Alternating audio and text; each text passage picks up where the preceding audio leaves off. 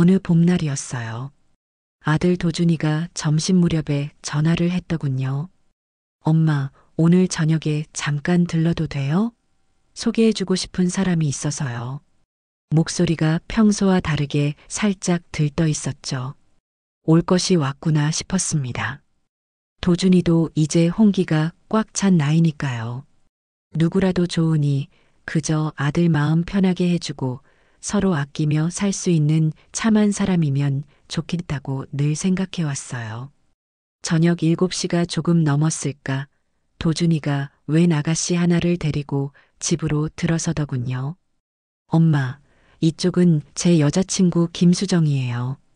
수정아, 우리 엄마셔. 도준이는 뭐가 그리 좋은지 입이 귀에 걸려 있었어요.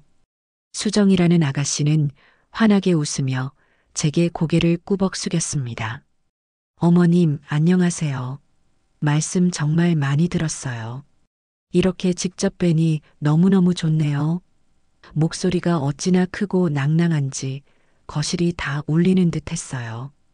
첫인상은 글쎄요, 뭐라 딱 꼬집어 말하기는 어렵지만 어딘지 모르게 좀 과하다는 느낌을 받았습니다. 일단 그래요. 어서 와요. 도준이한테 얘기는 들었답니다 하고는 거실로 안내했죠. 소파에 앉아 찬찬히 뜯어보니 수정이는 이목구비가 오목조목하니 예쁘장하긴 했어요. 그런데 몸짓 하나하나가 뭐랄까 연극 배우처럼 살짝 부자연스럽달까요? 웃을 때도 입꼬리가 유난히 과장되게 올라가는 것이며 손동작도 필요 이상으로 부산스러워 보였고요. 옷차림도 그랬어요.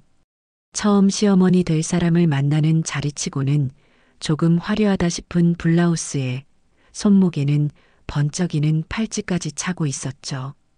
뭐 요즘 젊은 사람들 취향이려니 생각하려 해도 제 눈에는 영 어색해 보였습니다. 과일을 내오니 수정이는 어머나 어머님, 과일도 이렇게 예쁘게 깎으셨어요? 도준 씨한테 어머님 음식 솜씨가 보통이 아니시라고 귀에 딱지가 않도록 들었는데 정말이네요. 하며 호들갑을 떨었어요. 듣기 싫은 말은 아니지만 그 칭찬이 진심에서 우러나온다기보다는 잘 보이려고 애쓰는 듯한 인상을 주더군요. 도준이는 제 옆에 앉아 연신 싱글벙글하며 수정이 말에 맞장구를 쳤어요. 수정이가 원래 좀 싹싹해요, 엄마. 아들 눈에는 그저 다 예뻐 보이는 모양입니다. 저는 그저 미소만 지으며 두 사람을 지켜볼 뿐이었죠. 속으로는 도준이가 좋다면야 하면서도 마음 한구석에 자리 잡은 작은 찜찜함은 어쩔 수가 없었어요. 그날따라 유난히 목소리 톤이 높고 행동 하나하나가 꾸며낸 듯한 그 아가씨의 모습이 자꾸만 눈에 밟혔습니다. 그래도 내색할 수는 없으니 일단은 더 지켜볼 수밖에요. 사람 속은 한두 번 봐서는 모르는 법이니까요. 그렇게 수정이와 첫 만남을 가진 지 한 달쯤 지났을까요? 도준이가 결혼 얘기를 본격적으로 꺼내기 시작하더니 양가상견례 날짜까지 잡아서 통보하더군요. 일사천리로 진행되는 상황에 조금 어안이 벙벙했지만 아들이 좋다니 따를 수밖에요. 상견례는 시내에 있는 한정식집 별실에서 진행됐습니다. 저희 쪽에서는 저와 도준이 그리고 도준이 아버지가 나갔고 수정이 쪽에서는 부모님이 함께 나왔어요.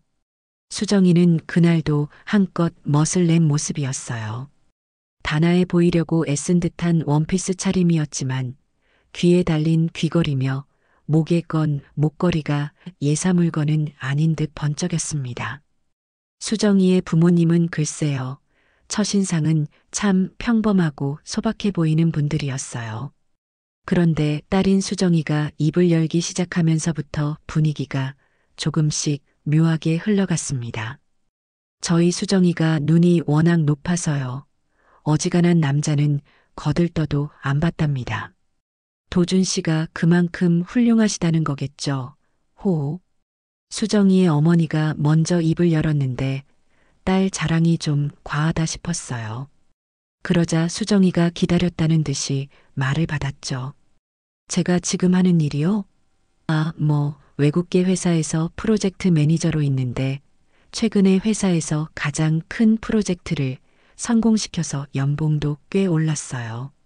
저희 아버지가 작은 사업체를 운영하시는데 어릴 때부터 그런 감각을 좀 물려받았나 봐요. 호호. 자기가 맡은 프로젝트가 얼마나 대단한 것이었는지, 또 자기 능력을 회사에서 얼마나 높이 평가하는지에 대해 한참을 늘어놓더군요. 듣고 있자니 마치 무슨 대기업 임원이라도 되는 듯한 말투였어요. 저는 가만히 수정이 아버지의 표정을 살폈습니다. 딸이 저렇게까지 자기 자랑을 늘어놓는데도 별다른 제지 없이 그저 묵묵히 듣고만 계시더군요. 표정 변화도 거의 없으셔서 무슨 생각을 하시는지 짐작하기 어려웠어요. 수정이 어머니는 딸의 말에 연신 고개를 끄덕이며 우리 딸아이가 워낙 똑 부러져서요. 저희 집안이 대대로 교육자 집안이라 그런지 애가 뭘 해도 야무지답니다. 하고 추임새를 넣었습니다. 교육자 집안이라는 말에 살짝 놀라 눈길을 주니 멋쩍게 웃으시더군요. 나중에 알고 보니 먼 친척 중에 교편을 잡았던 분이 한 분 계셨던 모양인데 그걸 가지고 교육자 집안 운운한 것이었어요. 도준이 아버지는 그저 허허 웃으며 두 젊은이가 서로 좋다니 저희야 더 바랄 게 있겠습니까? 앞으로 잘 지켜봐 주십시오. 하며 겸양을 보였죠. 도준이 녀석은 뭐가 그리 좋은지 수정이 말 한마디 한마디에 고개를 끄덕이며 맞장구를 치고 있었어요. 제 눈에는 뻔히 허풍으로 보이는 말들도 아들 귀에는 그저 자기 여자친구의 능력으로 들리는 모양입니다. 저만 속이 답답해지는 기분이었어요. 아무리 그래도 그렇지 처음 만나는 사돈 앞에서 저렇게까지 자기를 부풀려야 하나 싶었지만 좋은 날 괜히 분위기를 망치고 싶지는 않아 잠자코 있었습니다. 다만 사돈들 양반들의 표정이 아주 편해 보이지는 않았던 것이 마음에 걸렸어요. 딸이 하는 말을 다 믿는 것인지 아니면 체면 때문에 목말리고 내버려 두는 것인지 그 속을 알 수가 없었죠. 그날 상견례는 겉으로는 화기애애하게 마무리되었지만 제 마음속에는 풀리지 않는 의문과 함께 짙은 안개 같은 것이 스멀스멀 피어오르는 것을 느꼈습니다.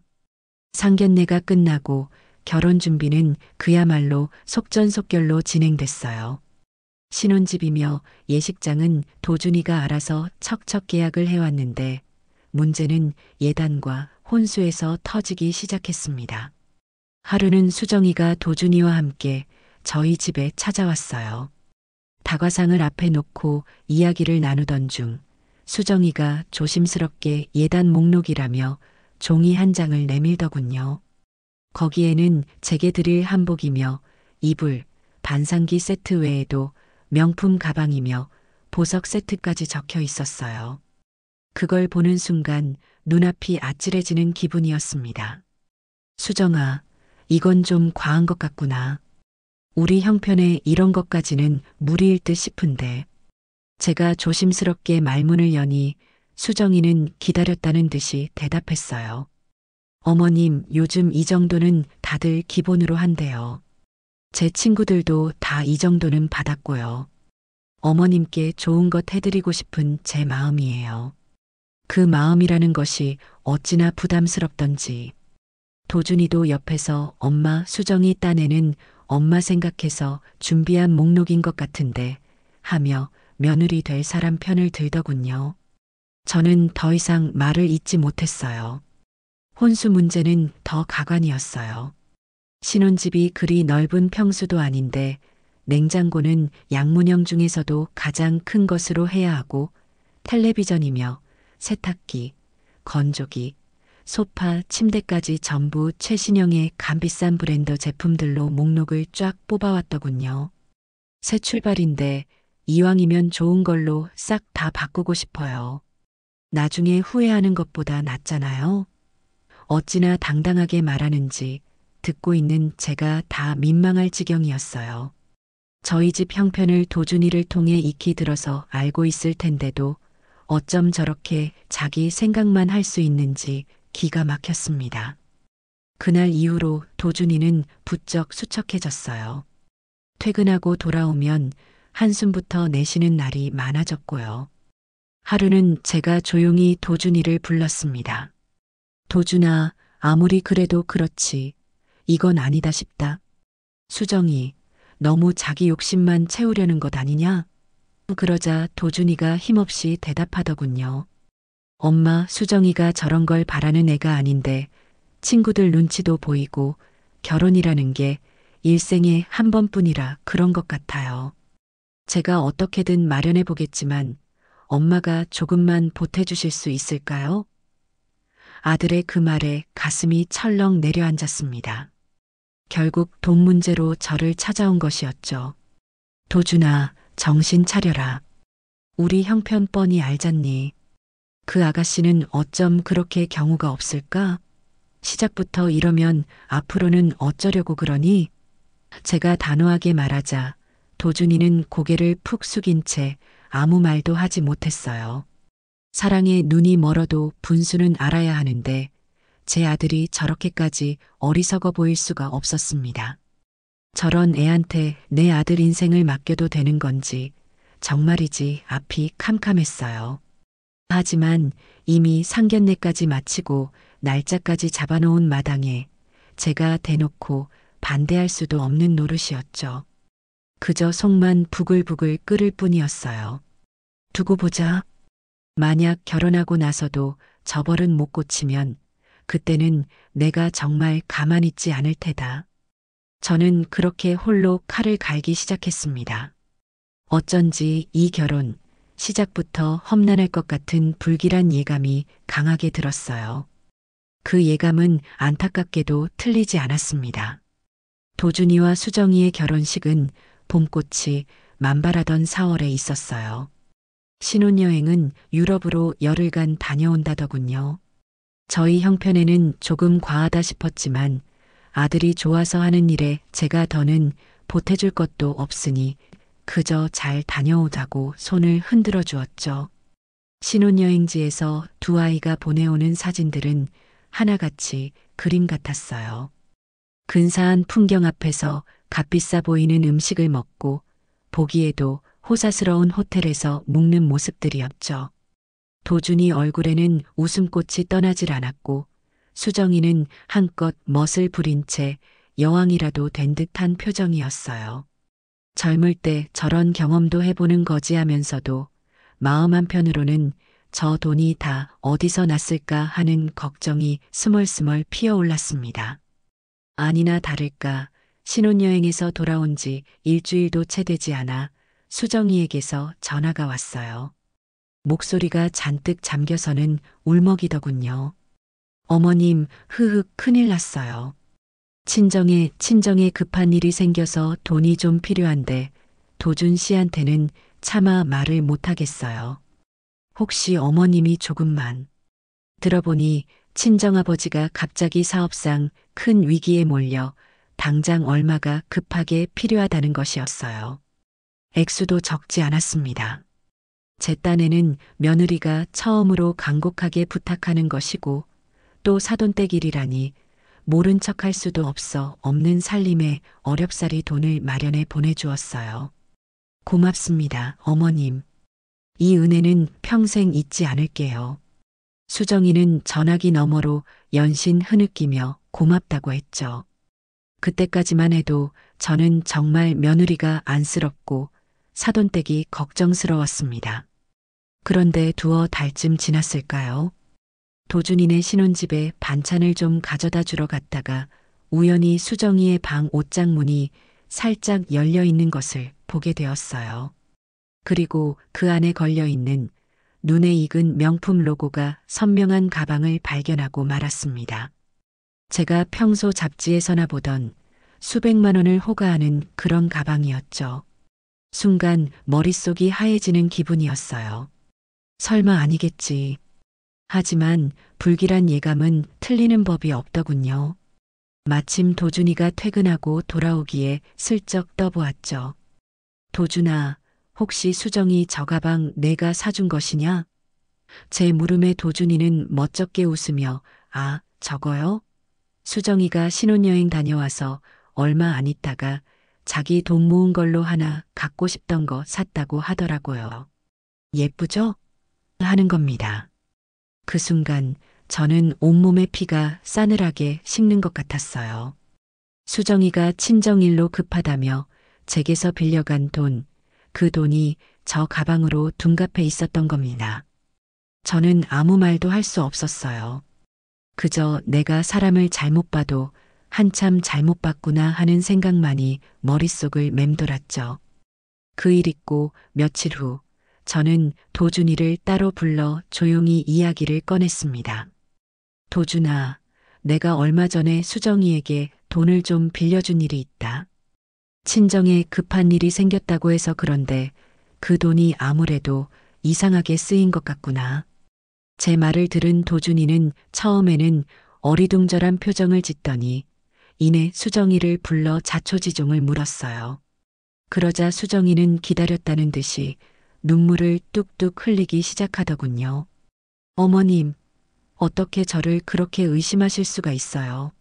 물론 어머님께 빌린 돈으로 가방을 산 건 맞아요. 하지만 그건 저희 아버지 일이 잘 해결돼서 남은 돈으로 저를 위해 뭔가 해주고 싶다고 하셔서 그래서 흑흑. 어찌나 서럽게 우는지 모르는 사람이 보면 제가 아주 악독한 시어머니라도 된 것 같았어요. 제가 뭘 그렇게 잘못했다고 저를 이렇게 나쁜 사람으로 만드세요. 어머님은 왜 저만 이렇게 미워하시는 거예요? 수정이는 울며불며 제게 대들기까지 했죠. 도준이는 또 그 모습에 마음이 약해졌는지 저를 나무라는 투로 말했어요. 엄마, 수정이한테 너무 그러지 마세요. 아직 어려서 뭘 잘 몰라서 그런 걸 수도 있잖아요. 그리고 결과적으로 아버지 일도 잘 해결됐다니 된 거 아니에요? 아들의 말에 저는 기가 막혀서 말문이 막혔습니다. 저 명백한 거짓 눈물에 또 속아 넘어가는 아들을 보니 가슴을 치고 싶은 심정이었어요. 어리다니 저 아이가 지금 20살 어린애도 아니고 30을 바라보는 나이인데 뭐가 어리다는 말이냐? 속으로 우라통이 터졌지만 아들 앞에서는 차마 더 모진 말을 할 수가 없었습니다. 그저 그래, 내가 좀 더 지켜보마. 내 거짓말이 언제까지 통하나 한번 보자. 하고 속으로 다짐할 뿐이었죠. 하지만 그 일로 인해 제 마음속에서 수정이에 대한 불신은 더욱 깊어져만 갔습니다.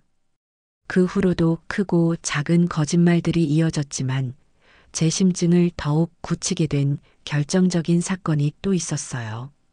바로 제가 결혼할 때 친정 어머니께 물려받아 고이 간직해 오다가 며느리에게 물려준 폐물 중 하나가 사라진 일이었죠. 아주 값비싼 것은 아니었지만 제게는 더없이 소중한 의미가 담긴 목걸이였습니다. 하루는 가족 모임이 있어 수정이에게 그 목걸이를 하고 나오라고 일렀어요. 그런데 수정이는 안절부절 못하며 얼굴이 하얗게 질리더군요. 어머님, 저 그게 정말 죄송해요. 아무리 찾아도 그 목걸이가 어디에 있는지 모르겠어요. 제가 잘 간수했어야 했는데 잃어버린 것 같아요. 수정이는 금방이라도 울음을 터뜨릴 것처럼 말했지만 제 눈에는 그 모습이 또 하나의 연기로 보였습니다. 정말 잃어버렸다면 당황하고 미안해하는 기색이 역력해야 하는데 수정이는 어딘지 모르게 제 눈치를 살피며 불안하게 눈동자를 굴리고 있었어요. 마치 들키면 어쩌나 하는 사람처럼요. 괜찮다. 사람 물건이라는 게 있다가도 없고 없다가도 있는 것이니 너무 상심 말아라. 저는 일단 그렇게 말하고 넘어갔지만 속으로는 저 폐물이 어디로 갔는지 내가 꼭 밝혀내고 말리라고 다짐했습니다. 그때부터 저는 수정이의 일거수일투족을 더욱 유심히 지켜보기 시작했어요. 이건 단순한 실수가 아니라 더 큰 무언가가 숨겨져 있다는 확신이 들었기 때문입니다. 수정이의 거짓말은 정말이지 끝이 없었어요. 한 번은 제가 도준이네 집에 김치를 좀 가져다 주러 갔다가 안방에서 새어나오는 수정이의 통화 내용을 우연히 엿듣게 되었습니다. 아마 제가 온 줄 모르고 친구와 한창 수다를 떠는 중이었던 모양이에요. 야, 우리 시어머니? 말도 마. 완전 구식에 꼬장꼬장해서 숨도 못 쉬겠다니까. 시도 때도 없이 전화해서는 뭐 해라, 뭐 하지 마라 잔소리하는데 아주 미치겠다니까. 저는 그 자리에 못 박힌 듯 서서 아무 말도 할 수가 없었어요. 제가 언제 수정이에게 그렇게까지 간섭을 했던가요? 오히려 아들네 사생활 존중해 주려고 웬만한 일에는 신경도 쓰지 않으려 노력했는데 말입니다. 용돈? 용돈은 무슨? 지난번에 친정아버지 일로 급하다고 해서 겨우 몇 푼 빌려줬는데 그걸로 생색은 또 얼마나 내는지 몰라. 내가 그 돈으로 명품백 하나 샀다고 아주 난리가 났었잖아. 진짜 치사해서 원. 그 말을 듣는 순간 온몸에서 피가 거꾸로 솟는 듯한 분노를 느꼈습니다. 적반하장도 유분수지 어떻게 저렇게까지 뻔뻔할 수가 있을까요? 저는 조용히 현관문을 열고 나왔어요. 차마 그 자리에서 며느리의 머리채라도 잡고 따질 용기가 나지 않았습니다. 그보다는 실망감이 너무나 컸기 때문이겠죠. 제 진심을 저렇게까지 왜곡해서 받아들이고 뒤에서는 저를 형편없는 시어머니로 만들고 있었다니. 그날 밤 저는 잠을 이룰 수가 없었습니다. 며느리의 허풍은 시댁 식구들을 넘어 자기 친구들 사이에서도 여전했어요. 한 번은 도준이가 회사 동료의 결혼식에 갔다가 우연히 수정이의 대학 동창을 만났다고 하더군요. 그 동창이 도준이에게 반갑게 아는 체를 하며 이런저런 이야기를 나누다가 이런 말을 했대요. 어머, 수정이 남편 되시는 분이셨군요. 수정이한테 말씀 많이 들었어요. 도준 씨가 외국계 투자회사에서 아주 중요한 직책을 맡고 계시고 연봉도 엄청나다고 들었는데 정말 대단하세요. 도준이는 그 말을 듣고 어리둥절했다고 합니다. 자기는 평범한 국내 중소기업에 다니는 과장일 뿐인데 어떻게 그런 소문이 났는지 말이죠. 집에 돌아와 수정이에게 그 이야기를 하니 수정이는 얼굴이 빨개져서는 아유, 친구들이 그냥 부러워서 좀 과장해서 말했나 보지. 당신이 워낙 능력이 뛰어나니까 그렇게 보였나 봐. 하고는 얼버무렸다고 해요. 도준이는 아유, 수정이가 또 그랬나 보네. 걔는 가끔 저렇게 허풍이 심하다니까. 친구들한테 창피해 죽겠어. 하며 대수롭지 않게 웃어넘기더군요. 저는 그 말을 전해 듣고 속에서 천불이 났습니다. 도준아, 그게 지금 웃고 넘길 일이니? 내 아내가 내 얼굴에 먹칠을 하고 다니는 거 아니냐? 어떻게 사람이 저렇게 속이 다 비었을 수가 있어? 제 말에 도준이는 그저 에이, 엄마. 뭘 그렇게까지 심각하게 생각하세요? 그냥 친구들 사이에서 좀 잘나 보이고 싶었나 보죠. 하며 오히려 저를 이상한 사람 취급하더군요. 아들이 저렇게까지 둔감하니 제가 더 무슨 말을 할 수 있겠어요. 그저 한숨만 나올 뿐이었죠. 그러던 어느 날 수정이가 갑자기 아침부터 헛구역질을 하며 소파에 쓰러지듯 눕더군요. 어머님, 저 아무래도 몸이 좀 이상해요. 속도 메스꺼리고 자꾸 어지럽고 혹시? 하며 배를 살짝 감싸는 신용까지 했어요. 그 모습을 본 도준이는 얼굴이 하얗게 질려서 어쩔 줄 몰라 했죠.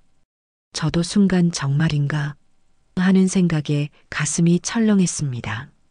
아이를 기다리는 마음이야 어느 부모나 마찬가지니까요.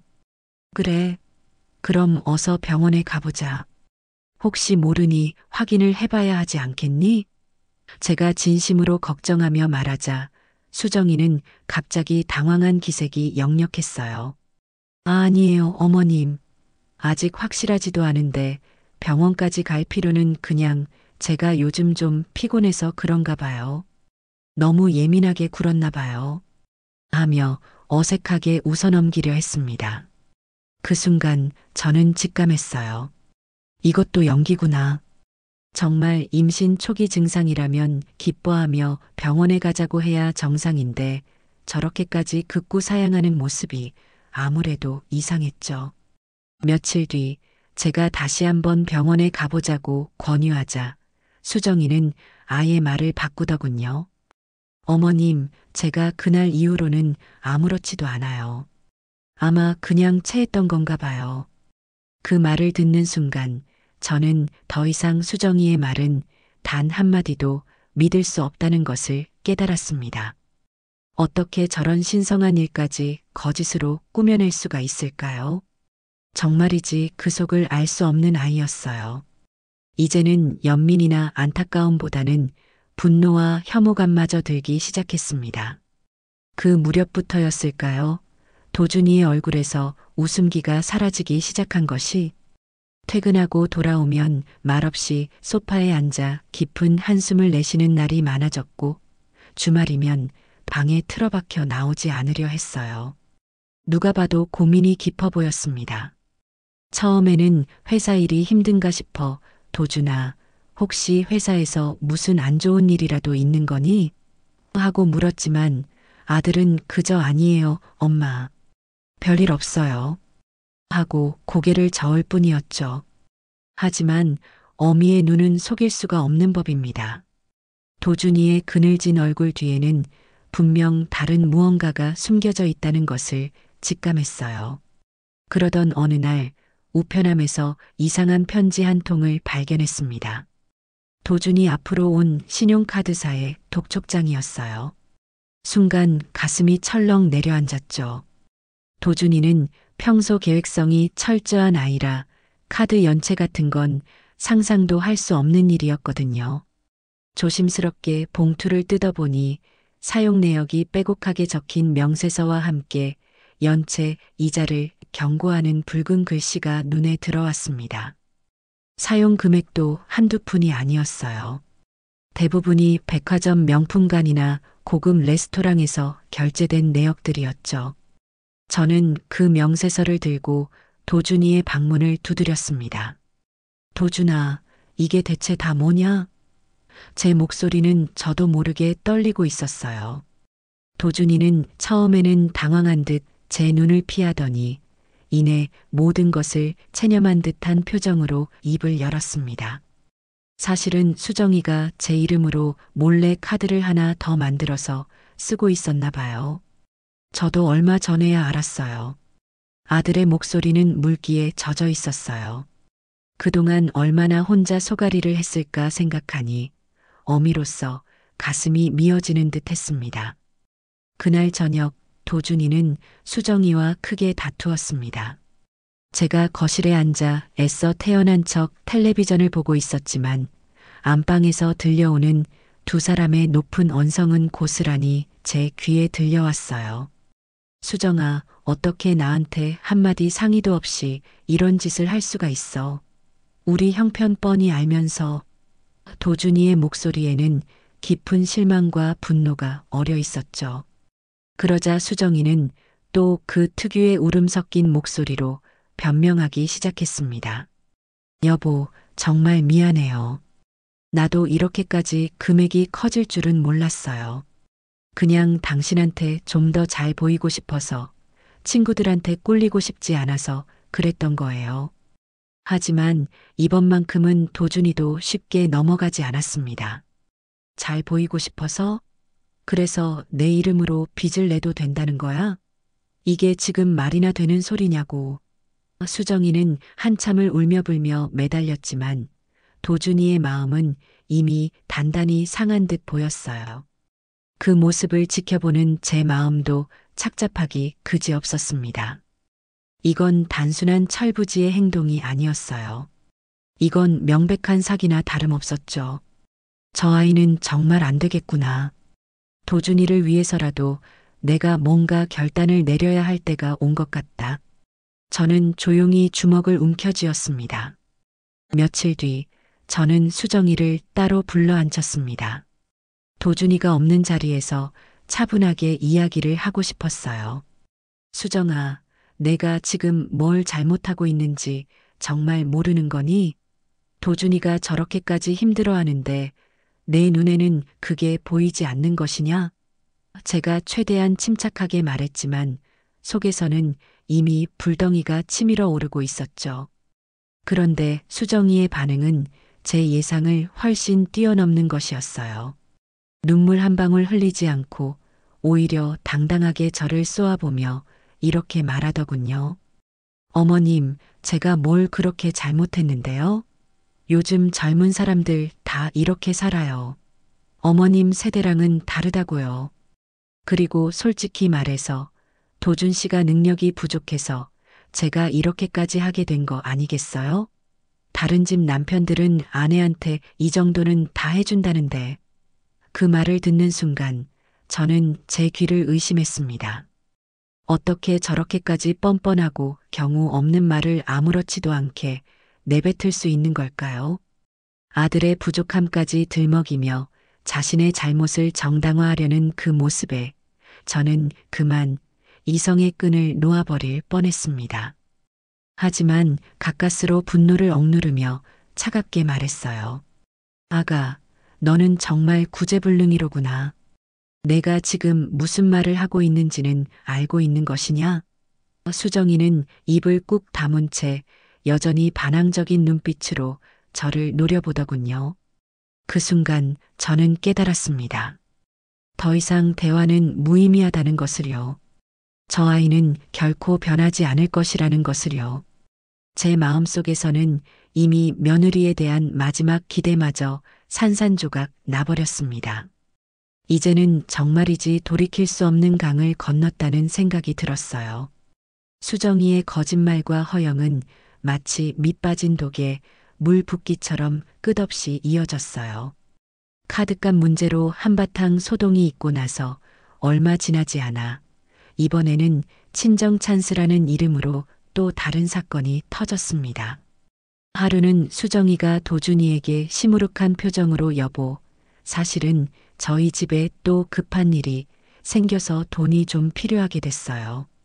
아버지 사업이 다시 어려워지셔서 이번에는 정말 큰 금액이라 어머님께는 차마 말씀을 못 드리겠고 저희 부모님께서 가지고 계신 적금 깨서 겨우 마련했는데 조금 모자라네요.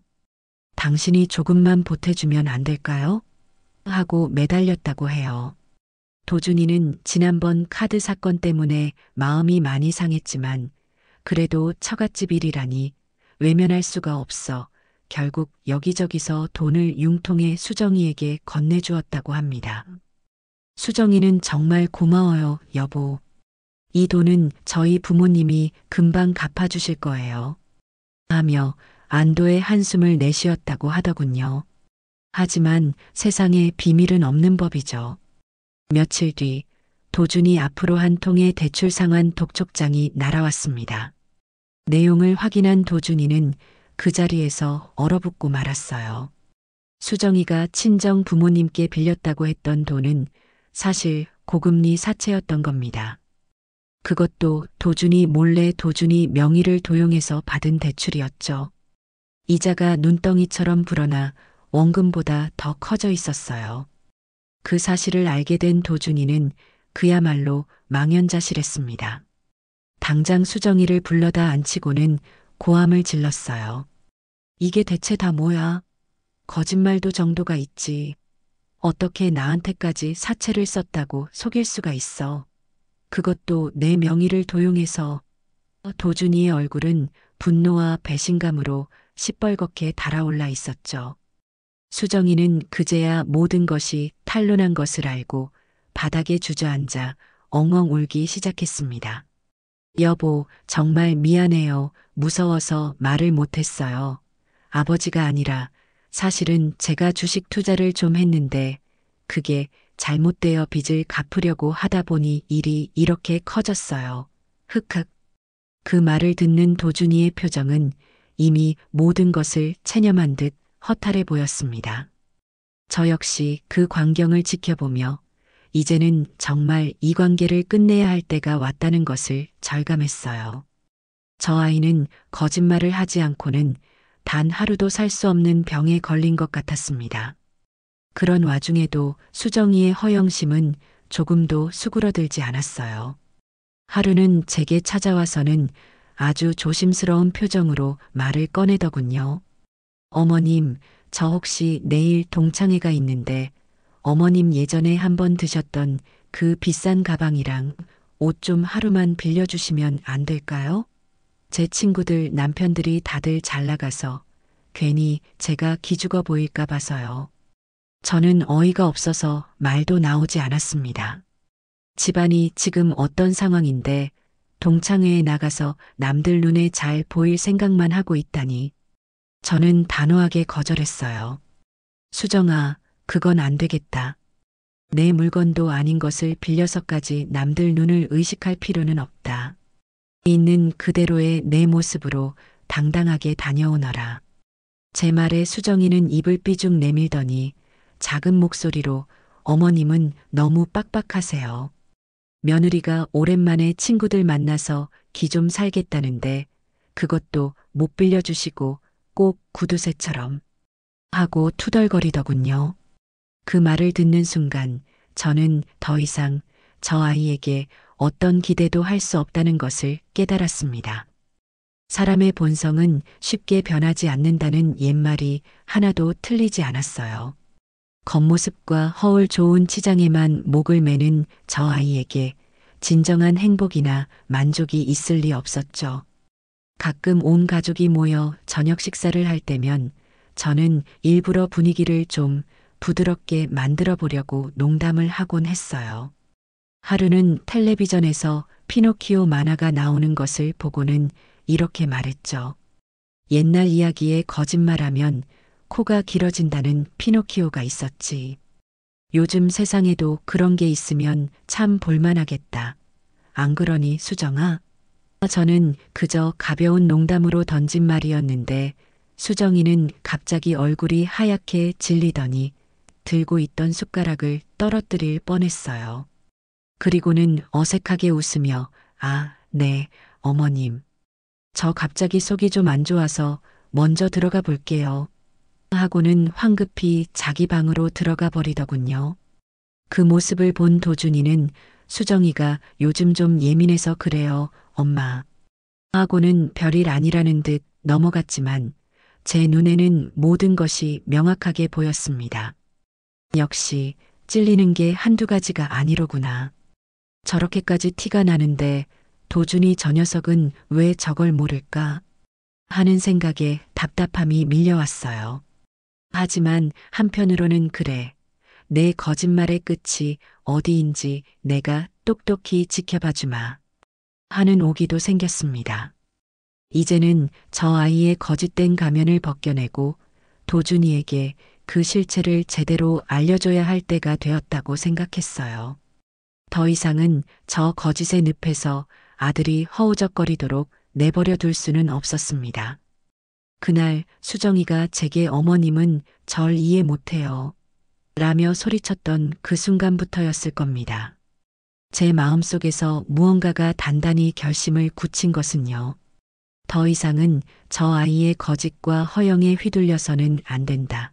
내 아들 도준이를 저런 아이에게서 구해내야 한다는 모정 비슷한, 아니 그보다 더 절박한 심정이 제 온몸을 휘감았습니다. 그동안은 혹시나 하는 마음에 아이가 철이 없어서 그러려니 결혼하고 살림을 꾸리다 보면 나아지겠거니 하는 신락 같은 기대를 놓지 못했던 것이 사실이에요. 하지만 이제는 알 것 같았습니다. 수정이는 변하지 않을 것이라는 것을요. 아니, 변할 생각이 조금도 없는 아이라는 것을요. 그날부터 저는 은밀하게 수정이의 실체를 밝힐 증거들을 모으기 시작했습니다. 마음은 급했지만 섣불리 움직였다가는 오히려 저 아이에게 반격의 빌미를 줄 수 있다는 생각에 신중을 기하고 또 기했죠. 도준이네 집에 반찬이라도 가져다 주는 날이면 예전에는 거실에만 앉아 있다 돌아왔지만 이제는 일부러 부엌이며 수정이 방 근처를 서성거렸어요. 그러다가 휴지통에 아무렇게나 구겨버려진 영수증 조각이라도 발견하면 가슴이 뛰었죠. 한 번은 수정이가 자리를 비운 사이 화장대 위에 놓인 백화점 쇼핑백을 슬쩍 들춰보았는데 그 안에는 그녀가 친구에게 선물 받았다고 도준이에게 자랑했던 고가의 화장품 세트 영수증이 들어있더군요. 물론 결제는 수정이 명의의 카드로 되어 있었고요. 저는 조용히 휴대폰으로 그 영수증을 찍어두었습니다. 그런 식으로 하나둘씩 증거가 모이기 시작했어요. 주말에 도준이와 함께 외식이라도 할 때면 수정이는 어김없이 과장된 몸짓과 목소리로 자기가 얼마나 대단한 회사에서 중요한 프로젝트를 맡고 있는지, 주변 사람들이 자기를 얼마나 부러워하는지 떠들어댔죠. 저는 그때마다 조용히 수정이의 말을 휴대폰 녹음기에 담았습니다. 나중에 도준이에게 들려줄 생각이었어요. 내가 사랑하는 여자가 사실은 이렇게 허황된 이야기를 아무렇지도 않게 늘어놓는 사람이라는 것을 똑똑히 알려주고 싶었거든요. 도준이도 어렴풋이 뭔가 느끼는 바가 있었던 모양입니다. 예전처럼 수정이 말이라면 파트로 매주를 쓴다 해도 믿던 모습은 아니었어요. 가끔 저와 단둘이 있을 때면 엄마 수정이가 가끔 좀 이해가 안 될 때가 있어요. 하고 말끝을 흐리기도 했으니까요. 그럴 때마다 저는 도준이의 어깨를 두드리며 다 잘 될 거다. 하지만 아닌 건 아니라고 말할 수 있는 용기도 필요하단다. 하고 애둘러 말해줄 뿐이었죠. 한 번은 도준이가 제게 자신의 신용카드 명세서를 보여주며 깊은 한숨을 내쉬었어요. 거기에는 도준이가 전혀 알지 못하는 사용 내역들이 빼곡히 적혀 있었죠. 대부분이 수정이가 평소 갖고 싶어 하던 옷이나 액세서리 혹은 고급 미용실에서 사용한 금액들이었습니다. 이걸 다 어쩌면 좋죠, 엄마. 도준이의 목소리에는 깊은 절망감이 배어 있었어요. 저는 그 명세서 역시 잘 보관해 두었습니다. 이것 또한 수정이의 거짓된 생활을 증명하는 중요한 증거가 될 테니까요. 증거를 모으는 과정이 즐거울 리는 없었습니다. 오히려 마음이 무겁고 때로는 비참하기까지 했어요. 하지만 도준이를 위해서 그리고 망가져가는 우리 가족을 위해서라도 제가 이 악역을 맡아야 한다고 생각했습니다. 조금만 더 확실한 증거를 모으자. 그리고 그때가 되면 모든 것을 밝히는 거야. 저는 매일 밤 그렇게 스스로를 다잡았습니다. 어느덧 시간은 흘러 계절이 바뀌고 제 손에는 수정이의 거짓말을 입증할 만한 자료들이 제법 쌓여 있었습니다. 영수증, 카드 명세서, 녹취 파일, 심지어 수정이가 친구들과 주고받은 SNS 메시지 내용까지 확보했죠. 이 모든 것을 도준이에게 보여줄 날을 생각하니 한편으로는 가슴이 답답하면서도 다른 한편으로는 어떤 후련함 같은 것이 느껴지기도 했어요. 이제 이 지긋지긋한 거짓의 사슬을 끊어낼 때가 다가오고 있다는 예감 때문이었을까요? 드디어 결전의 날이 밝았습니다. 주말 아침 저는 도준이에게 전화를 걸어 점심이나 같이 하자고 청했어요. 수정이는 빼고 단둘이서만요. 도준이도 뭔가 예감했는지 군말 없이 그러겠다고 하더군요.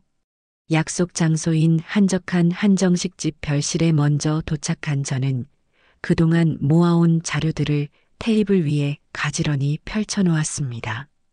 잠시 후 도준이가 방으로 들어섰고 테이블 위에 놓인 서류들을 보고는 얼굴이 하얗게 굳어지는 것을 저는 똑똑히 보았어요. 엄마 이게 다 뭐예요? 도준이의 목소리가 가늘게 떨리고 있었죠. 저는 아무 말 없이 도준이 맞은편에 앉아 가장 먼저 수정이의 음성이 담긴 녹취 파일 하나를 재생했습니다. 거기에는 수정이가 친구와 통화하며 저와 도준이를 험담하고 자신의 처지를 과장하며 온갖 거짓말을 늘어놓는 내용이 고스란히 담겨 있었어요. 우리 시어머니? 완전 짜증나. 간섭은 또 얼마나 심한지 몰라. 그리고 우리 도준 씨는 착하긴 한데 솔직히 능력이 좀 부족하잖아. 내가 아니면 누가 데리고 살겠어? 도준이는 이어폰을 통해 흘러나오는 수정이의 목소리를 들으며 얼굴이 하얗게 질려갔습니다. 녹음이 끝나자 도준이는 한동안 아무 말도 하지 못했어요. 그저 마른 침만 꿀꺽 삼킬 뿐이었죠.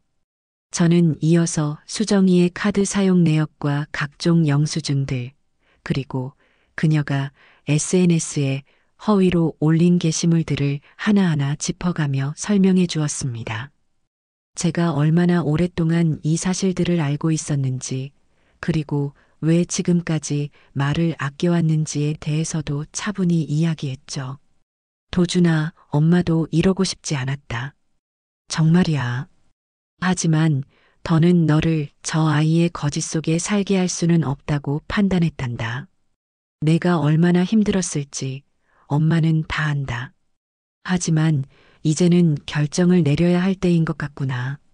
제 말을 듣는 동안 도준이는 고개를 푹 숙인 채 미동도 하지 않았어요.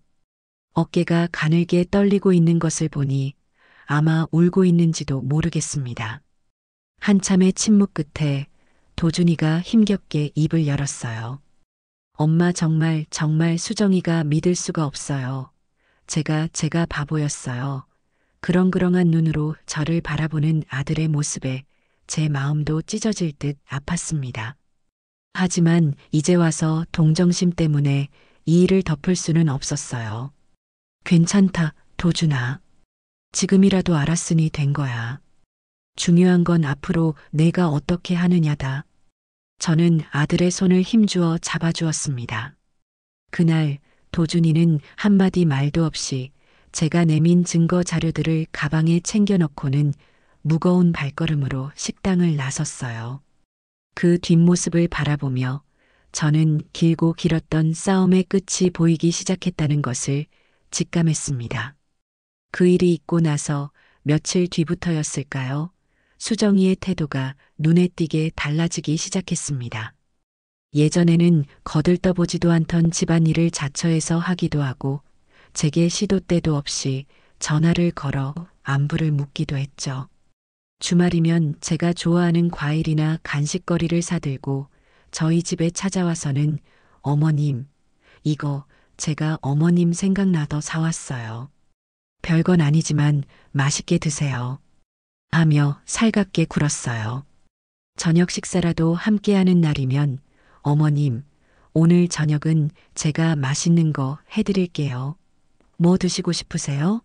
하며 제 눈치를 살피기 바빴죠. 아마도 도준이를 통해 제가 무언가를 알고 있다는 것을 눈치챈 모양입니다. 하지만 그런다고 해서 제 마음이 돌아설 리 만무했어요. 오히려 그 가식적인 모습에 더욱더 혐오감만 깊어질 뿐이었죠. 이제 와서 이런다고 내 마음이 누그러질 것 같으냐? 이미 늦었다, 아가. 너는 너무 멀리 와버렸어. 저는 수정이의 그 모든 호의를 그저 무표정한 얼굴로 받아넘겼습니다. 속으로는 더욱더 단단히 마음을 다잡으면서요. 폭풍전야의 고요함처럼 집안에는 무거운 침묵만이 감돌았습니다. 아들과 깊은 대화를 나눈 그 주 주말, 저는 온 가족을 저희 집으로 불러 모았습니다. 도준이와 수정이는 물론이고 제 남편에게도 미리 언지를 해두었죠. 이제는 모든 것을 공론화하고 매듭을 지어야 할 때라고요. 남편은 제가 내민 증거들을 보고는 한동안 말을 잇지 못하더니 이내 깊은 한숨과 함께 당신이 알아서 하구려. 나는 당신 결정을 따르겠소. 하고 제게 모든 것을 일임했습니다. 사실 남편도 진작부터 수정이의 허영과 거짓된 행동들을 못마땅하게 생각하고 있었으니까요. 다만 아들 도준이 때문에 참고 있었을 뿐이었죠. 약속한 일요일 오후 도준이와 수정이가 무거운 표정으로 집에 들어섰습니다. 수정이는 현관에 들어서는 순간부터 안절부절 못하며 제 눈치를 살피기 바빴어요. 아마도 오늘 무슨 이야기가 오갈지 대강은 짐작하고 있는 듯했죠. 저는 두 사람을 거실 소파에 앉히고 남편과 함께 그 맞은편에 앉았습니다.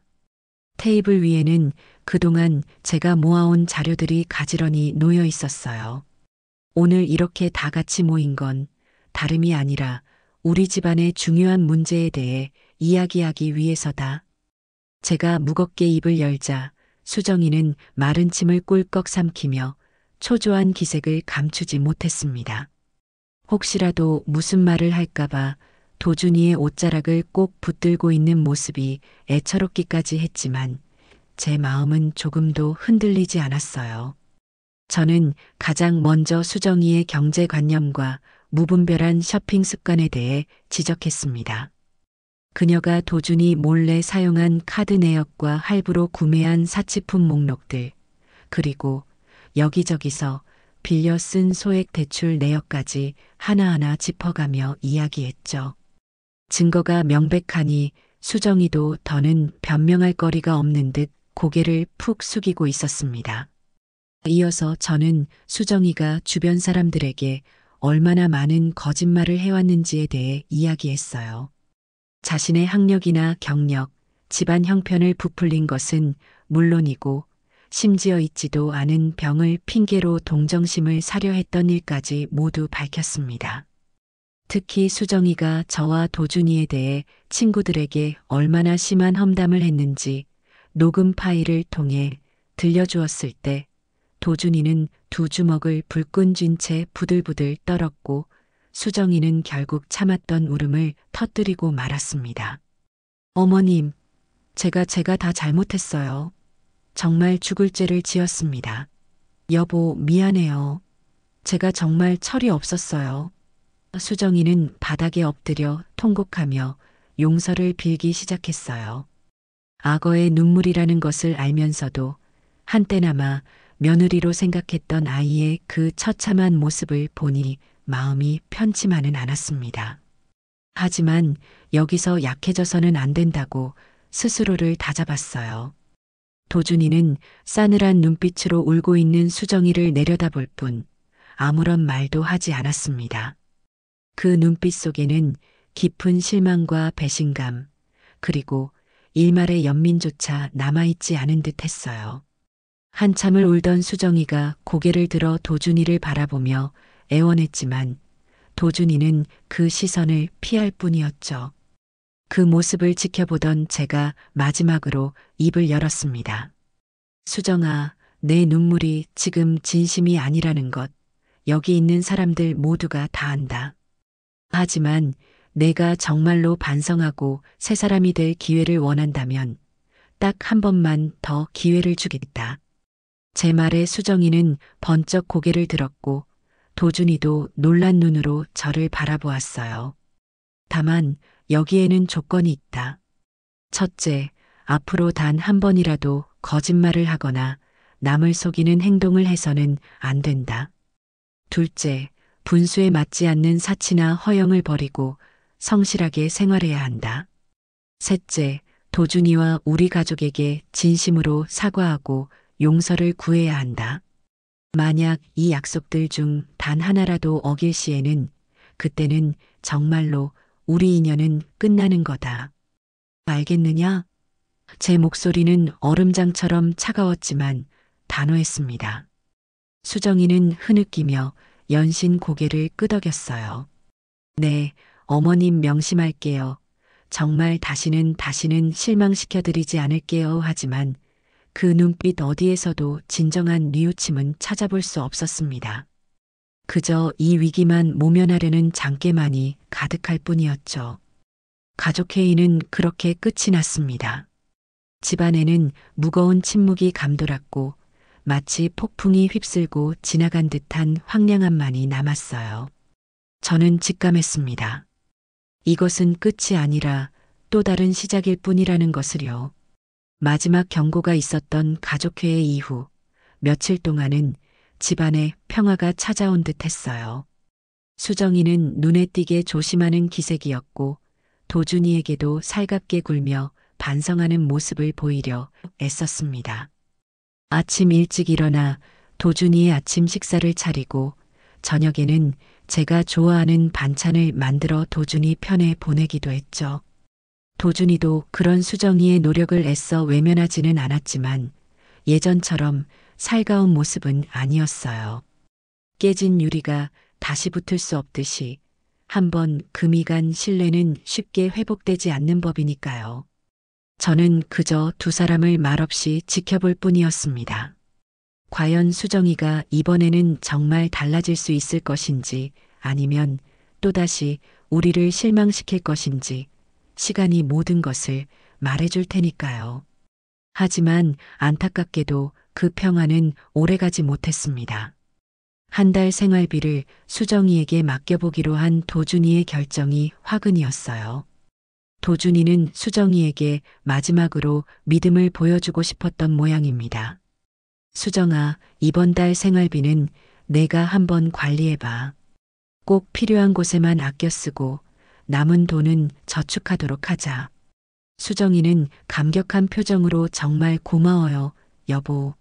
이제부터 정말 알뜰하게 잘 살림할게요. 하고 다짐까지 했었죠.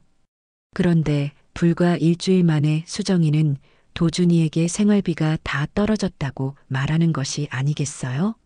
도준이가 깜짝 놀라하니 벌써 어디에 다 쓴 거야? 이번 달에는 경조사도 없었고 특별히 돈 들어갈 일도 없었잖아. 하고 내역을 보여달라고 하자 수정이는 또다시 눈을 동그랗게 뜨고는 억울하다는 듯이 말했습니다. 여보, 어떻게 나를 그렇게 못 믿어요? 사실은 지난번에 병원에 갔었는데 의사 선생님이 제가 몸이 많이 약해졌다고 영양제라도 좀 챙겨 먹으라고 하셔서 당신 걱정할까봐 말 안 하고 좋은 걸로 몇 가지 샀어요. 그리고 갑자기 친척분 중에 편찮으신 분이 생겨서 병문안 가느라 좀 썼고요.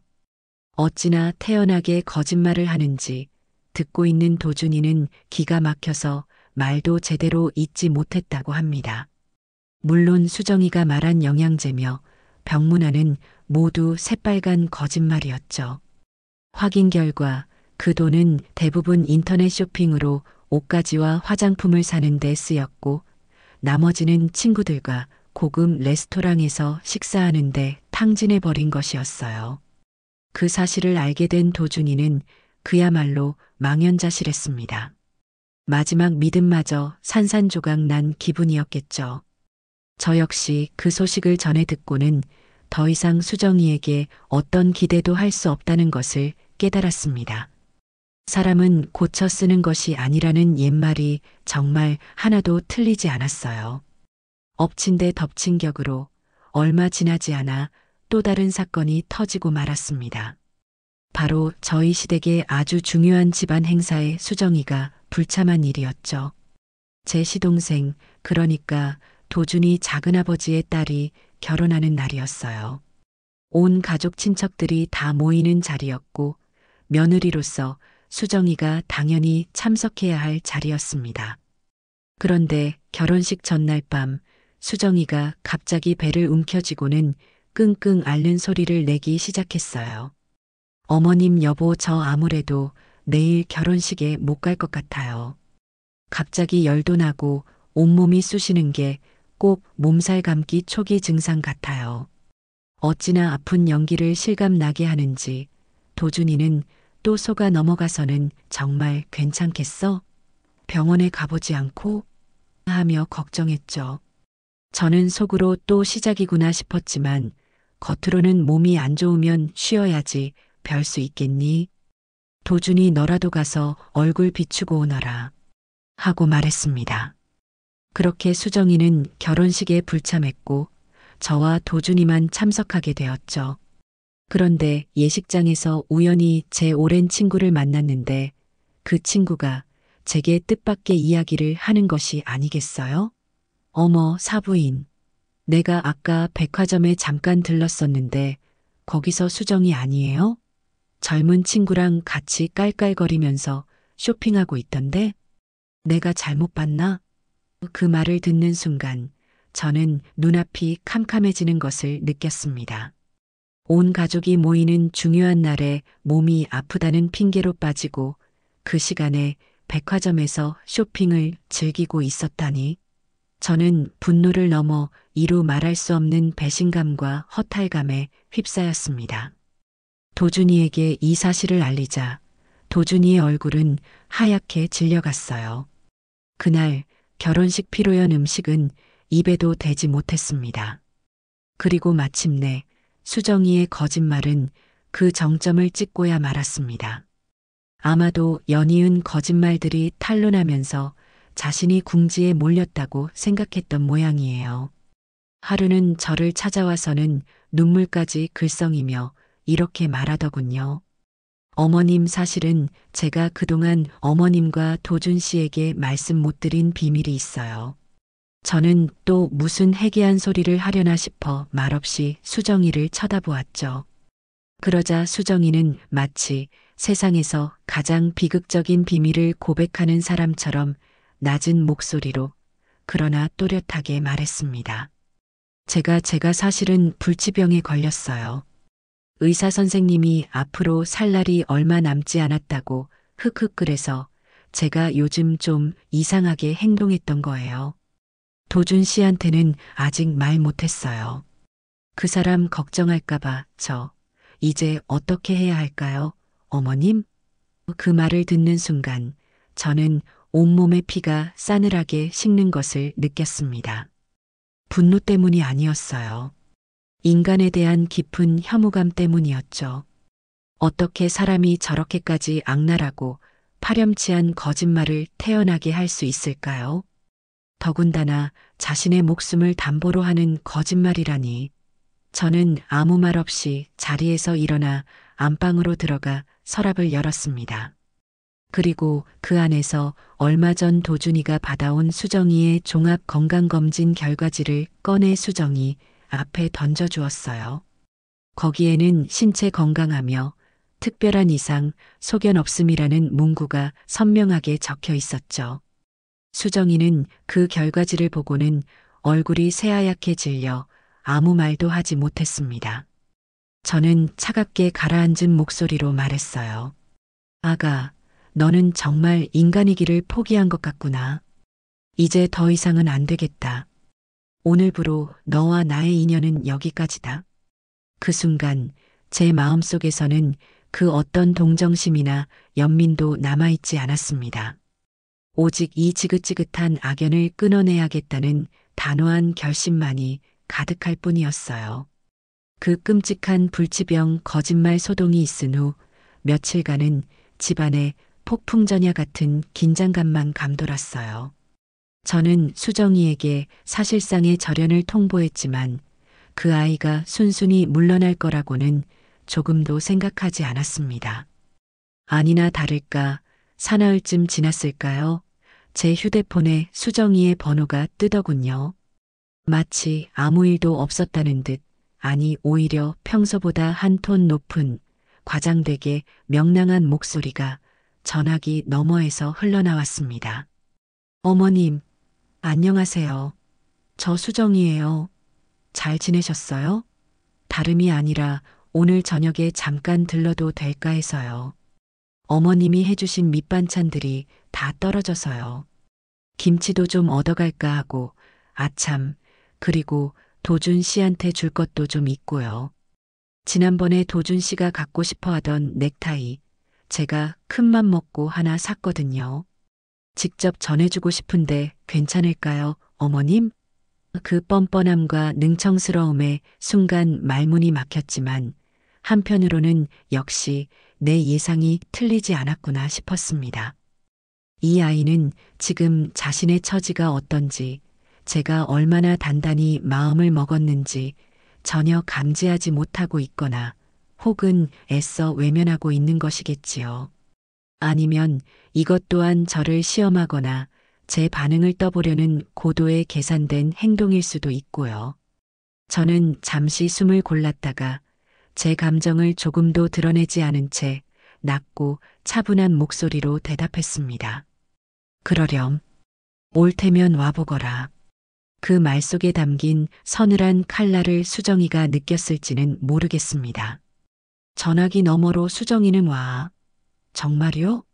역시 어머님밖에 없어요.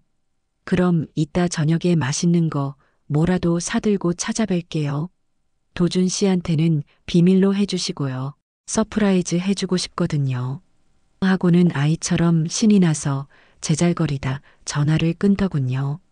저는 조용히 수화기를 내려놓고 창밖의 잿빛 하늘을 한참 동안 바라보았습니다. 오늘 이 길고 지긋지긋한 악연의 사슬을 제 손으로 완전히 끊어내리라. 다시 한번 마음을 굳게 다졌습니다. 그날 오후 저는 도준이에게 전화를 걸어 저녁에 수정이가 집에 찾아올 것 같다고 미리 알려주었어요. 그리고 제가 오늘 어떤 행동을 할 것인지에 대해서도 담담하게 설명했죠. 도준이는 한동안 아무 말 없이 제 이야기를 듣고만 있더니 이윽고 깊은 한숨과 함께 힘겹게 입을 열었습니다. 엄마 정말 이렇게까지 하셔야겠어요? 그냥 좋게 말로 해서 돌려보내면 안 되는 거예요? 아들의 목소리에는 착잡함과 일말의 망설임이 묻어 있었어요. 저는 이해했습니다. 아무리 정이 떨어지고 배신감을 느꼈다 한들 한때는 사랑했던 사람을 그렇게까지 매정하게 내치는 것이 쉬운 일은 아니겠지요. 도준아, 엄마도 이러고 싶지 않다. 하지만 저 아이는 좋게 말해서 들을 아이가 아니라는 것 내가 더 잘 알지 않니? 이미 우리는 저 아이에게 너무 많은 기회를 주었어. 더 이상은 안 된다. 내 인생을 위해서라도 이번에는 엄마가 악역을 맡아야겠다. 제 단호한 말에 도준이는 다시 침묵했습니다. 그리고 잠시 후 모든 것을 체념한 듯한 그러나 어딘지 모르게 후련해 보이는 목소리로 대답하더군요. 알겠어요, 엄마. 엄마 뜻대로 하세요. 저도 이제 정말 지쳤어요. 저는 아들의 그 말에 가슴 한구석이 아려오면서도 한편으로는 안도했습니다. 이제 도준이도 현실을 받아들이고 이 관계를 정리할 준비가 된 것이겠지요. 그날 저녁 우리 집에는 유난히 무거운 침묵이 흘렀습니다. 저는 혹시라도 수정이가 집에 들어와 함부로 손을 댈까 싶어 안방 서랍 속의 귀중품들을 다시 한번 확인하고 현관과 연결된 인터폰의 볼륨을 최대로 낮춰놓았습니다. 마치 결전을 앞둔 장수처럼 비장한 마음으로 그 아이가 오기만을 기다렸어요. 저녁 식사 시간이 한참 지나고 밤 9시가 가까워졌을 무렵이었을 겁니다. 드디어 현관 초인종이 요란하게 울렸어요. 기다렸다는 듯이 인터폰 화면을 켜니 예상대로 잔뜩 멋을 부린 수정이의 얼굴이 나타났습니다. 양손에는 제법 큰 쇼핑백과 함께 제가 좋아하는 과일이라며 딸기 한 상자를 들고 있었죠. 얼굴에는 잔뜩 기대감에 부푼 미소가 걸려 있었고요. 저는 아무런 응답도 하지 않고 그 모습을 가만히 지켜보았습니다. 초인종 소리가 그치고 잠시 정적이 흐르더니 이번에는 수정이가 현관문을 다급하게 두드리기 시작했어요. 어머님, 저 수정이에요. 안에 계세요? 어머님이 오라고 하셨잖아요. 목소리에는 약간의 짜증과 당혹감이 묻어나기 시작했습니다. 저는 여전히 아무런 대꾸도 하지 않았죠. 소파에 앉아 눈을 감고 있으니 옆에 앉은 도준이가 제 손을 가만히 잡아주더군요. 아들의 따뜻한 온기가 제게 큰 힘이 되었습니다. 문 밖의 소라는 점점 더 커져만 갔어요. 어머님, 안에 계신 거 다 알아요. 저 진짜 힘들게 여기까지 왔단 말이에요. 문 좀 열어주세요. 네. 도준 씨도 안에 있어요? 여보, 나왔어. 수정이는 이제 거의 절규하듯 소리를 지르기 시작했습니다. 목소리에는 히스테릭한 기운마저 감돌았죠. 아마도 자신의 예상과 전혀 다른 상황 전개에 당황하고 분노한 모양입니다. 저는 혹시라도 이웃 주민들에게 피해가 갈까 싶어 잠시 망설였지만 여기서 문을 열어주는 것은 그 아이의 뜻대로 휘둘리는 것과 다름없다고 생각했어요. 조금만 더 참자. 저 아이도 곧 제풀에 지쳐 돌아가겠지. 그렇게 생각하며 귀를 닫았습니다. 그러나 수정이는 생각보다 훨씬 더 집요했어요. 한참 동안 문을 두드리고 소리를 지르던 그녀는 갑자기 전략을 바꾼 듯 울먹이는 목소리로 애원하기 시작했습니다. 어머님, 제가 정말 잘못했어요. 네. 제가 그동안 어머님 속상하게 해드린 거 다 알아요. 다시는 안 그럴게요. 제발 한 번만 더 기회를 주세요. 문 좀 열어주세요. 네. 저 정말 반성 많이 했단 말이에요. 그 가증스러운 연기에 순간 헛웃음이 터져 나올 뻔했지만 가까스로 참았습니다. 저 눈물과 애원에 속아 넘어간 것이 어디 한두 번이었던가요? 이제는 지긋지긋했습니다. 그렇게 1시간 가까이 문 밖에서 온갖 쇼를 벌이던 수정이가 갑자기 조용해졌어요. 드디어 포기하고 돌아갔나? 생각하며 도준이와 함께 안도의 한숨을 내쉬려던 바로 그 순간 현관문 쪽에서 다시 시끄러운 소리가 들려오기 시작했습니다. 이번에는 수정이 혼자만의 목소리가 아니었어요. 낮고 위압적인 남자들의 목소리가 섞여 있었죠. 심장이 철렁 내려앉는 기분이었습니다. 깜짝 놀라 황급히 인터폰 화면을 확인해 보니 세상에 현관문 앞에는 수정이와 함께 제복을 입은 경찰관 2명이 나란히 서 있는 것이 아니겠어요? 그 순간 저는 분노보다도 어처구니가 없어 말문이 막혔습니다. 저 아이는 대체 어디까지 막 나가려는 걸까요? 제가 자신을 집에 감금하고 있다거나 혹은 문을 열어주지 않고 비인도적으로 괴롭힌다고 경찰에 신고라도 한 모양이었습니다. 정말이지 상상조차 할 수 없는 기상천외한 행동이었죠. 경찰관 중 한 명이 인터폰 마이크에 대고 정중하지만 단호한 목소리로 말했습니다. 계십니까? 안에 사람이 있다는 신고가 들어와서 나왔습니다. 잠시 문 좀 열어주시고 상황 설명 좀 해주시겠습니까?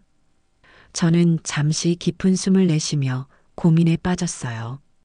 이 상황에서 어떻게 대처하는 것이 가장 현명할까? 도준이와 짧게 눈빛을 교환한 후 저는 결심한 듯 현관으로 다가가 굳게 잠긴 문을 열었습니다. 끼익 하는 소리와 함께 문이 열리자 수정이는 기다렸다는 듯이 눈물 콧물 범벅이 된 얼굴로 경찰관들에게 저를 가리키며 울부짖기 시작했어요. 경찰 아저씨, 바로 이 사람이에요. 저희 시어머니인데 제가 반찬 좀 얻으러 온다고 미리 연락까지 드리고 찾아왔는데 글쎄 문을 걸어 잠그고 열어주지도 않고 저를 이렇게 1시간 넘게 문전박대하고 있어요. 제가 뭘 그렇게 잘못했다고 저한테 이러시는 건데요. 네, 이건 명백한 인권 유린이라고요. 수정이는 마치 세상에서 가장 억울한 일을 당한 사람처럼 서럽게 울며 저를 몰아세웠습니다. 그 모습이 어찌나 가증스럽고 뻔뻔한지 치가 떨릴 지경이었죠. 경찰관들은 난처한 표정으로 저와 수정이를 번갈아 쳐다보며 상황을 파악하려 애썼습니다. 저는 그들의 시선을 피하지 않고 최대한 침착하고 차분한 목소리로 입을 열었어요. 2분 경찰관님들, 늦은 밤에 소란을 피워 죄송합니다. 그리고 이런 집안일까지 경찰의 도움을 받게 되어 면목이 없습니다. 저는 먼저 정중하게 사과부터 한 뒤 품에서 신분증을 꺼내 보여주며 말을 이었습니다. 보시다시피 여기는 제 명의로 된 제 집입니다. 그리고 저 사람은 제 며느리인 것은 맞습니다만 여러 가지 불미스러운 일로 인해 저는 더 이상 저 사람을 저희 집에 들이고 싶지 않습니다. 사전에 오지 말라고 분명히 의사를 전달했음에도 불구하고 막무가내로 찾아와 소란을 피우고 심지어 경찰까지 부른 것은 바로 저 사람입니다. 가정 불화로 인해 더는 보고 싶지 않은 사람을 집에 들이고 싶지 않은 것이 그렇게 큰 죄가 되는 것입니까? 제 말은 차분했지만 그 안에는 단호한 의지가 담겨 있었죠. 제 설명을 듣는 동안 수정이는 옆에서 계속해서 아니에요. 다 거짓말이에요. 어머님이 저를 모함하는 거라고요. 하며 억지를 부렸지만 경찰관들은 이미 어느 정도 상황을 파악한 듯 보였습니다. 그들은 잠시 서로 눈빛을 교환하더니 이내 수정이를 향해 부드럽지만 단호한 어조로 말했어요. 사모님, 일단 진정하시고 저희 말씀 좀 들어주십시오. 들어보니 이건 저희 경찰이 강제로 개입해서 해결해 드릴 수 있는 성격의 문제가 아닌 것 같습니다. 사적인 가정 문제는 두 분 당사자께서 원만하게 대화로 풀어보시는 것이 가장 바람직합니다. 오늘은 이만 돌아가시고 나중에 다시 한번 차분하게 대화를 시도해 보시는 것이 어떻겠습니까? 그 말은 사실상 수정이에게 이만 물러가라는 뜻이었죠. 수정이는 경찰관들의 그 말에 얼굴이 시뻘개지도록 분을 참지 못하고 발을 동동 구르며 악을 쓰기 시작했습니다. 뭐라고요? 지금 저더러 그냥 돌아가라는 거예요? 저 사람이 나한테 한 짓은 생각 안 해요? 내가 얼마나 억울한지 알기나 해요? 하지만 경찰관들은 더 이상 수정이의 생떼에 어울려줄 생각이 없는 듯 정중하지만 단호하게 그녀의 팔을 잡아 끌며 현관 밖으로 데리고 나가려 했어요. 그 와중에도 수정이는 끝까지 저를 향해 원망과 저주가 뒤섞인 눈빛을 쏘아붙이는 것을 잊지 않았습니다. 아파트 복도에서는 이미 몇몇 이웃 주민들이 문을 빼꼼히 열고 이 모든 소동을 구경하고 있었으니 아마 수정이에게는 평생 지울 수 없는 수치와 망신으로 기억될 것입니다. 경찰관들에게 거의 반강제로 이끌려 엘리베이터 쪽으로 사라지는 수정이의 마지막 뒷모습을 바라보며 저는 형언할 수 없는 복잡한 감정에 휩싸였습니다. 한때나마 며느리로서 정을 주었던 아이의 처참한 몰골에 대한 일말의 안쓰러움과 동시에 그 지긋지긋했던 악연의 고리를 드디어 내 손으로 끊어냈다는 데서 오는 엄청난 해방감과 통쾌함이 교차했죠.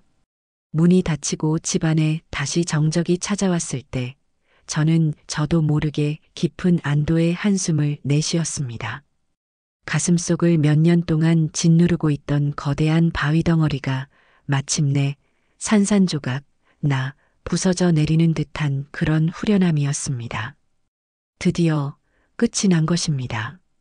수정이가 경찰까지 대동했다가 온 동네 망신만 당하고 쫓겨나듯 사라진 그날 밤, 저희 집에는 아주 오랜만에 진정한 평화가 찾아온 듯 했습니다. 물론 제 마음 한구석이 아주 가볍지만은 않았어요. 아무리 용서할 수 없는 잘못을 저지른 며느리라지만 한때나마 한솥밥을 먹으며 가족으로 연을 맺었던 아이를 그렇게까지 매몰차게 내쳐야 했다는 사실이 못내 마음에 걸렸던 것이죠. 어쩌면 조금 더 시간을 주고 기다렸더라면 수정이가 정말로 개과천선하여 새로운 모습을 보여주었을지도 모른다는 신락 같은 미련이 아주 없었던 것도 아니었습니다. 하지만 거실 소파에 앉아 멍하니 창밖을 바라보고 있는 도준이의 옆모습을 보는 순간 제 선택이 결코 틀리지 않았음을, 오히려 너무 늦지 않게 올바른 결단을 내렸음을 깨달을 수 있었습니다.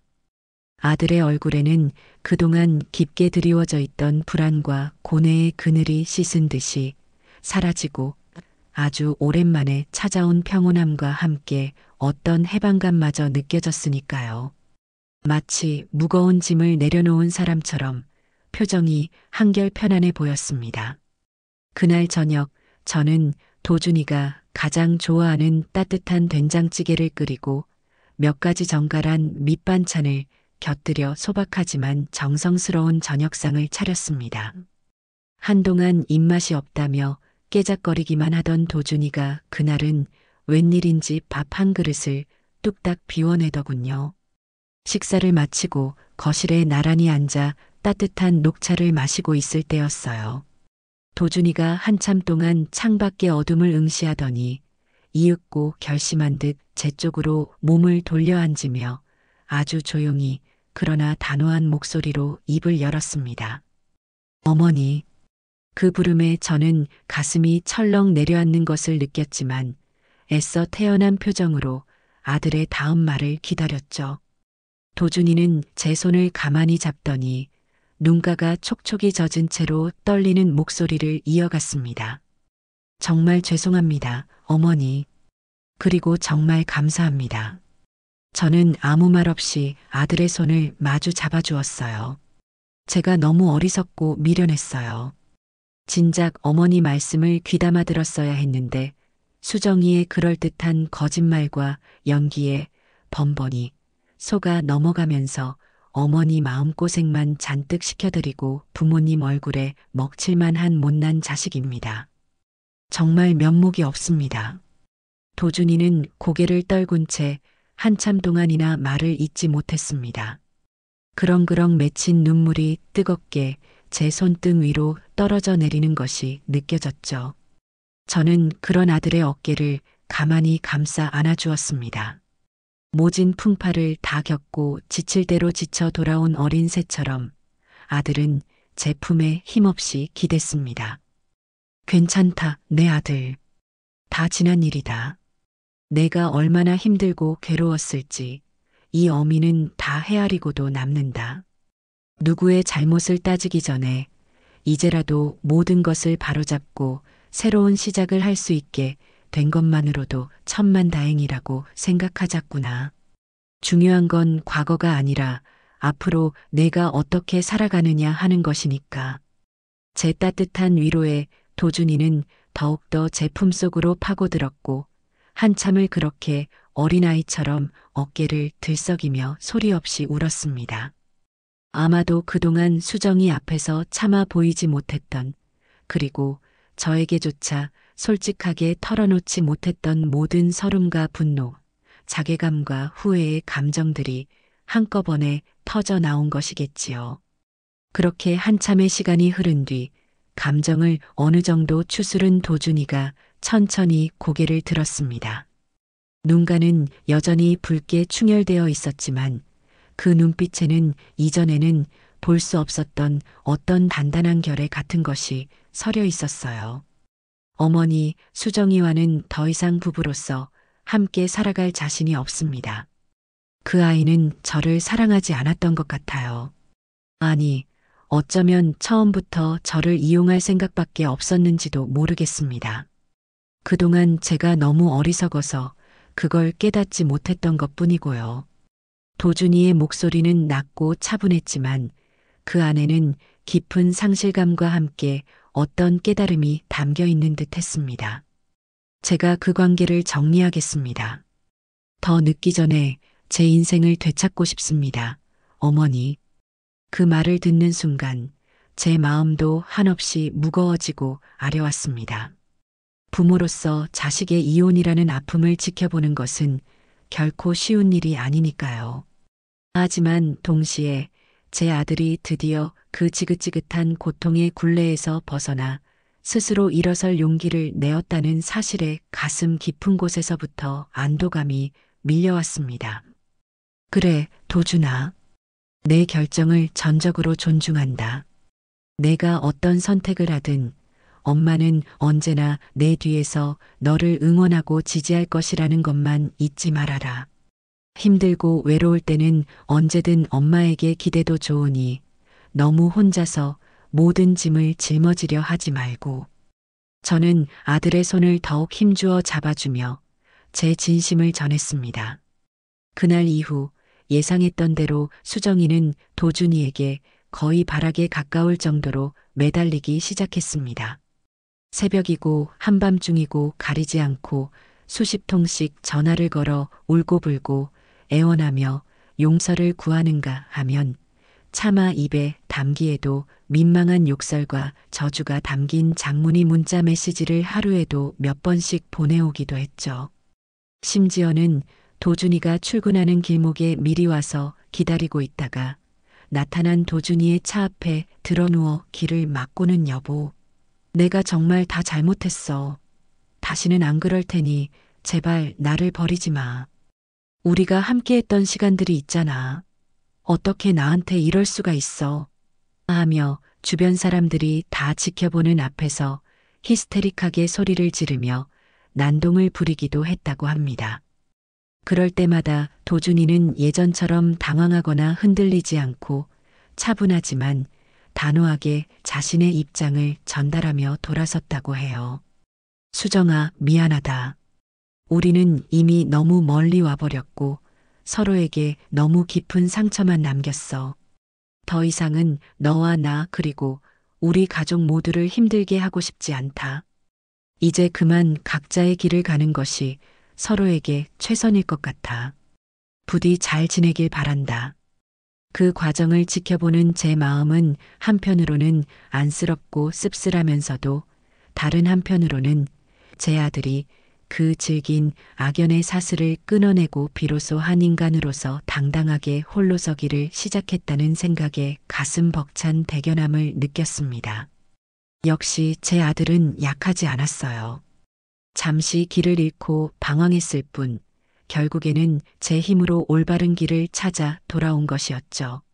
그 강인함과 성숙함이 제게는 더없이 큰 위안과 자랑스러움으로 다가왔습니다. 모든 법적인 절차가 마무리되고 수정이와의 관계가 서류상으로도 완전히 정리된 어느 늦가을 저녁이었어요.